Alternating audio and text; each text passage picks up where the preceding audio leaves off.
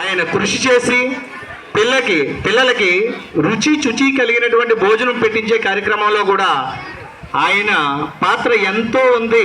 ఈ సన్నబియ్యం ఇప్పించడం అనేటువంటి కార్యక్రమాలు కూడా ఆయనది ఎంతో పాత్ర ఉందనేసి అందరికీ కూడా పెద్దలందరికీ తెలుసు రాష్ట్ర వ్యాప్తంగా. కాబట్టి ఈ చిట్టుపడి చిన్నారుల భవిష్యత్తు కోసం అంత కృషి చేస్తున్నటువంటి ఆ మహనీయుడు మన మధ్య ఈరోజు ఉండటం అనేది నేను ఇది చాలా అదృష్టంగా భావిస్తున్నాను. ఎవరి పనులు వాళ్ళకే ఖాళీ లేనటువంటి రోజులు ఇవి. ఎవరి పనులు వాళ్ళకే సరిపోతున్నాయి. సమాజోద్ధరణ కోసం జాతి నేతలు ఎందరో పనిచేశారు.